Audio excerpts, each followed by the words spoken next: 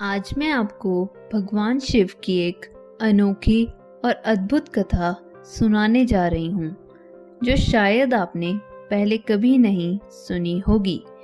यह कथा उस समय की है जब भगवान शिव ने एक साधारण कुम्हार की मदद की थी और उसे जीवन की एक महत्वपूर्ण शिक्षा दी थी। बहुत समय पहले की बात है।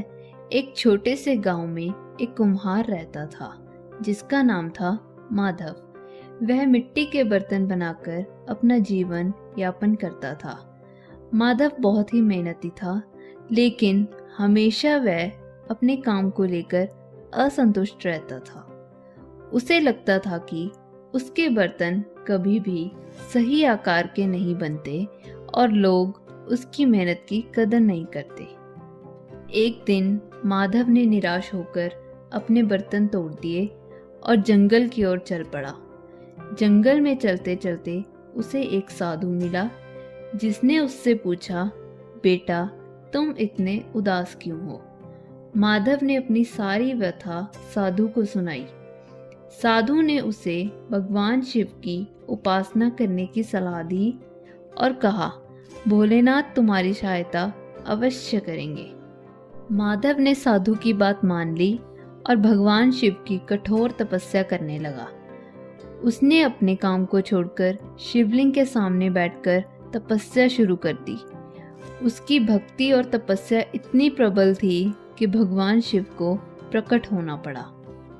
भगवान शिव ने कहा, हे माधव, तुम्हारी भक्ति ने मुझे प्रसन्न कर दिया है। बताओ तुम्हारी क्या इच्छा है? माधव ने कहा, हे महादेव, मैं अपने काम से संतुष्ट नहीं हूँ। मुझे लगता है कि मेरे बर्तन कभी भी सही आकार के नहीं बनते। कृपया मुझे सही मार्ग दिखाइए। भगवान शिव मुस्कुराए और बोले, हे माधव, तुम्हारी समस्या का समाधान तुम्हारे ही हाथों में है। जाओ, अपने काम को पुनः प्रारंभ करो और धैर्य एवं श्रद्धा के साथ करो। माधव ने भगवान शिव का आशीर्वाद लिया और अपने गांव लौट आया। उसने फिर से बर्तन बनाना शुरू किया, लेकिन इस बार वह धैर्य और मन लगाकर काम करने लगा। कुछ ही समय में उसके बर्तन इतने सुंदर और आकर्षक बन गए कि लोग उसके काम की प्रशंसा करने लगे और उसका व्यापार बढ़ने लगा। माधव ने समझा कि भगवान शिव ने उसे धैर्य और श्रद्धा का महत्व सिखाया है। उसने अपने काम को भगवान शिव की सेवा मानकर करना शुरू कर दिया और उसके जीवन में खुशहाली आ गई। इस कथा से हमें यह सीख मिलती है कि सच्ची भक्ति और मेहनत से किया गया काम हमेशा सफलता की ओर ले जाता है।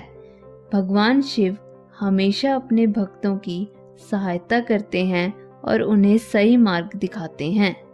अगर आपको यह कथा पसंद आई हो और आप ऐसी और कहानियाँ सुनना चाहते हैं तो हमारे YouTube चैनल को सब्सक्राइब करें और कमेंट में ओम नमः शिवाय लिखना ना भूलें। हर हर महादेव।